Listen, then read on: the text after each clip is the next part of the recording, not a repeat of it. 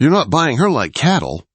Logan Harrison's voice ripped through the crowd like thunder. His hand slammed 3 months, wages onto the auctioneer's table. Silver coins jumping across wood polished smooth by years of cruelty. Hannah Williams stood frozen on the auction block. At 55, her body trembled, not from fear, but from disbelief. No one had defended her in decades. Not once. Not when she worked herself raw. Not when she was passed from house to house like a worn tool. Not when she became invisible. The whispers had started before dawn in Riverside, California, in the summer of 1885. They said Hannah Williams was too old to be worth keeping. Too weathered to deserve kindness. Too used up to belong anywhere again. Her nephew Jacob had brought her here after his wife demanded it. One less mouth to feed during the drought. One less burden. The sun burned white and merciless overhead. Hannah's bare feet scorched against the wooden platform, but she did not flinch. She had survived 55 years of being unseen. She would survive this too. The auctioneer called her name with open disgust. Hannah Williams, 55 years old. Still strong enough for laundry and cooking. Laughter rolled through the crowd like poison. Someone shouted that she would eat more than she was worth. Another voice called her useless. Then Logan stepped forward. He was young, maybe 30. His clothes were worn thin by trails and dust. His boots were cracked, but his storm gray eyes locked onto Hannah, like she was the only soul breathing in the square. "Who'd waste food on something that old?" a woman jeered. Logan did not look at her. His gaze never left Hannah. The auctioneer cleared his throat. "Any bids?" Logan's voice came low and hard. What did her family get for putting her up here? Silence swallowed the square. Even cruelty knew shame. Hannah lifted her chin. Her voice came steady and clear. 1 bag of flour so they wouldn't starve this winter. Something dark passed across Logan's face. He reached into his coat and pulled out a leather pouch heavy with coin. He set it down slowly. "That's 3 months' wages," he said. "More than enough to cover whatever debt you think she owes." The crowd gasped. That kind of money could feed a family for half a year. Logan turned toward Hannah. For the first time in decades, she saw herself reflected in someone's eyes, not as a burden, but as a human being. "I'm Logan Harrison," he said. "I've got a ranch 15 miles south. I need help. I pay fair, but I'm not buying you." He paused, then added, "If you come with me, it's because you choose to. If you ever want to leave, I'll take you anywhere and give you enough to start fresh." Hannah's throat tightened. "Why me?" "Because everyone else sees you as too old," Logan said softly. "I see a survivor." The auctioneer shifted. "What about the contract? The years of service?" "There are no contracts," Logan said firmly. "She works for wages, same as anyone." He extended his hand. It was steady, sure. Hannah stared at it for a long moment. Then she placed her weathered hand in his. The Harrison Ranch stretched across golden valleys that breathed under the California sun. Hannah stood in the doorway of a small guest room, her chest tight. A real bed, a door with a lock on the inside, privacy, dignity. She had not known dignity in years. The next morning, Logan set coffee, bread and preserves on the table. "Figured we'd need something filling," he said. "Long day ahead." No orders, no cruelty.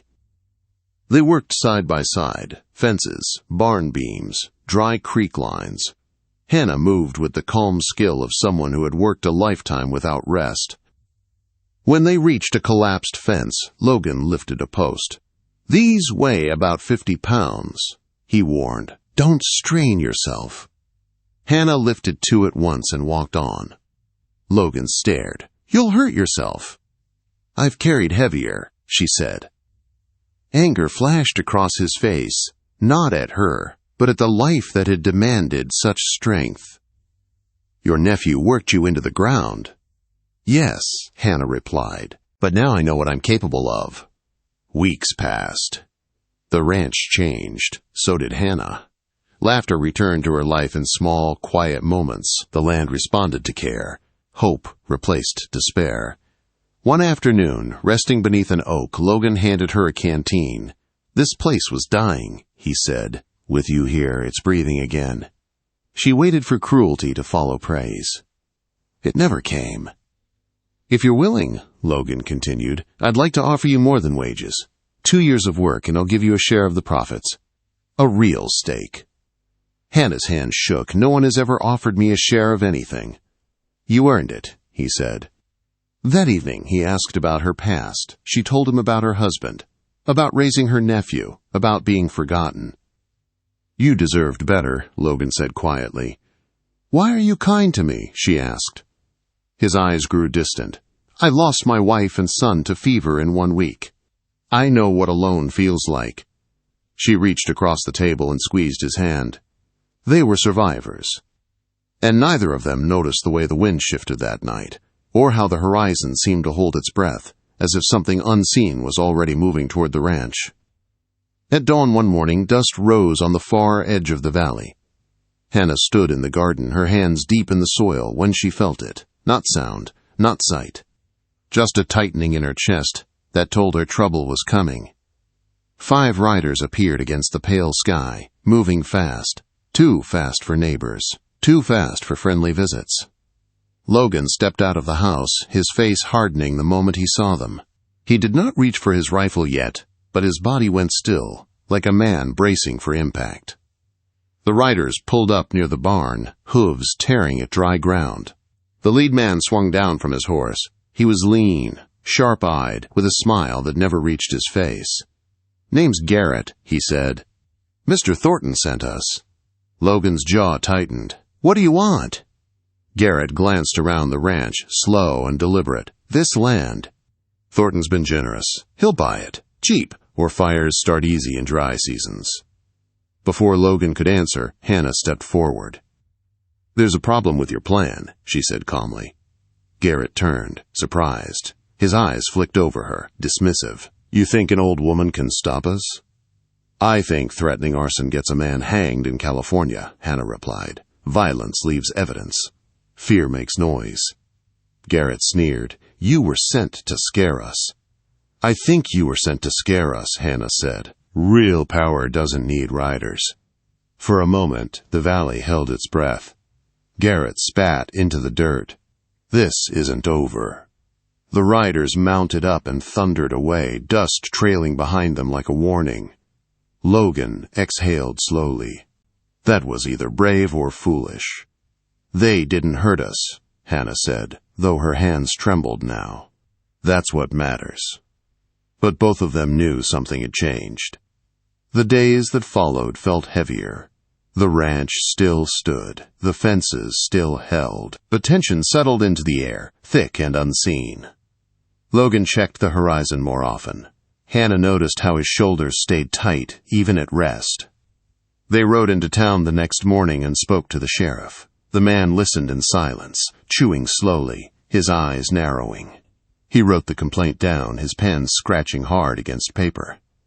"Thornton's been circling land like a vulture," he said. "You did right coming in. If he moves, he'll do it quieter now." Quieter did not mean safer. Back at the ranch, they worked harder. Logan repaired the barn roof himself, refusing help. Hannah tended the garden and animals, her hands steady even when her thoughts were not. At night, she sat by the fire, listening to the wood crack, wondering how long peace ever lasted for people like them. One evening, Logan broke the silence. "You should leave for a while." Hannah looked up sharply. "Just until things cool down," he said. "Thornton won't risk trouble with you gone." She stood. Her back was straight. "I didn't survive 55 years to run now," she said. "This is my home." Logan searched her face, then nodded. "All right, then we face it together." A week passed, then 2. On a warm afternoon, Hannah climbed into the barn loft to check the hay. The boards creaked beneath her boots. She took one step, then another. The plank gave way. Her body dropped into open space. Air rushed from her lungs as she swung, fingers clawing for something solid. At the last second, her hands caught a beam. Splinters tore into her palms. "Hannah!" Logan's scream ripped through the barn. He raced up the ladder, his face drained of color. He flattened himself against the loft floor, reaching for her wrists. "I've got you," he said, his voice shaking. "I've got you." Her arms burned as he hauled her up inch by inch. When she collapsed onto solid wood, her breath came in harsh gasps. Logan pulled her into his arms, holding her like she might disappear if he let go. "I thought I lost you," he whispered. "I can't lose you." She felt his hands trembling. His fear poured into her like heat. "You matter to me," he said finally. "More than I can explain." Hannah did not pull away. "You matter to me, too." The words settled between them, heavy and true. Days later, Logan asked her to walk with him to the creek. The water ran low, sunlight flashing off stone. He stopped beneath the oak where they had rested before. "I want you to stay," he said, "not just as help, as family." Her heart beat loud in her ears. "I know life has taken more from you than it ever gave," he continued, "but if you'll have me, I want a life with you." She looked at this man who saw her strength, not her age. "Yes," she said, "I will." They did not rush. They worked. They talked. They built trust plank by plank. Then winter crept in early. One night, a knock came at the door. Logan reached for his rifle. Hannah stood behind him as he opened it. A young woman collapsed into the doorway, snow clinging to her hair. "Please," she whispered, "help me." Her name was Sarah. She was running from Thornton. He had threatened her family. Tried to force her into his service. Logan let her in without question. Hannah wrapped her in blankets, fed her soup, spoke softly until the girl stopped shaking. "This ends now," Logan said. This time, he brought the newspaper into it. Sarah told her story. Others came forward. The sheriff returned with warrants. Thornton was dragged from his ranch screaming threats. "You'll lose everything," he shouted at Hannah. Logan stood beside her, his hand firm around hers. "No," he said. "We'll be just fine." But as the snow began to fall heavier outside and the wind howled against the walls, Hannah felt a quiet truth settle in her bones. Peace had been won, but life always asked for its price. And the greatest test was still waiting just ahead. Winter hit hard that year. Snow buried the fields and pressed against the walls like a living thing. The creek froze at the edges, and the wind howled through the valley at night. Still, inside the house, warmth lived, not just from the fire, but from something deeper. Sarah stayed on the ranch. She found her place quietly, never asking for more than she was given, never shrinking from work. Hannah saw herself in the young woman's guarded eyes and steady hands. "You don't have to be loud to be strong," Hannah told her one afternoon as they baked bread together. Sarah nodded, storing the words like treasure. Logan worked harder than ever. He fixed what needed fixing and stood watch when the nights grew uneasy. He never treated Hannah like she was fragile. He listened. He trusted her judgment. That mattered more than any promise. One evening, Logan spread papers across the table. "This is your share," he said. Hannah stared at the numbers, her breath catching. Real ownership, real proof that her work mattered. "I never thought I'd see this," she whispered. "You built this with me," Logan said simply. As winter deepened, fear sometimes crept in during the quiet hours. Hannah would wake in the dark, her chest tight, haunted by the thought that something so good could still be taken away. Logan always felt it. He would reach for her hand without opening his eyes. "You're not alone," he reminded her. Not ever again. The baby came in February during a cold snap that turned breath into smoke indoors. The doctor arrived just before dawn. Sarah heated water. Logan paced until Hannah cried out, then knelt beside the bed, gripping her hand. Pain came in waves, hard and unforgiving. Hannah bore it the same way she had borne life. With grit, with quiet resolve. When the final cry broke the air, sharp and alive, Logan collapsed into tears. "It's a boy," the doctor said. Logan held the tiny, squirming life with hands that once feared touching anything fragile. "He's perfect," he whispered. Hannah watched, exhausted and glowing. "What shall we call him?" "Samuel," Logan said. "After my father." "Samuel Harrison," Hannah repeated softly. Sarah stepped closer, eyes wet. "May I hold him?" "Of course," Hannah said. "You're his sister now." In that moment, Hannah understood what family truly meant. Not blood that abandons. Not duty without love. But choice, care, staying. Spring came slow but sure. Grass pushed through soil in soft green waves. The ranch breathed again. News traveled fast in small towns. People who once laughed at the auction now tipped their hats when Hannah passed. Some looked ashamed. Others looked unsure how to face a woman who had survived what they helped create. Logan never let her walk behind him. Never ahead either. Always beside. At the Harvest Festival, lanterns glowed warm against the night.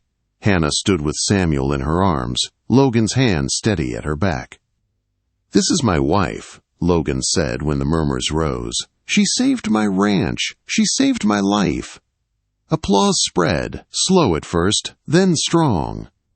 Later, under the stars, Logan placed a simple silver bracelet on Hannah's wrist. It was carved with 3 shapes: a mountain, a barn, a woman standing tall. "You were never too old," he said. "You were always exactly right." Hannah leaned into him, tears shining. Years later, she would sit on that same porch, watching her son run across fields she helped save.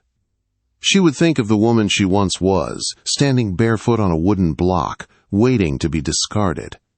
And she would know the truth. She was never too old for love. She was never too old for purpose. She was never too old to matter. She was exactly where she belonged,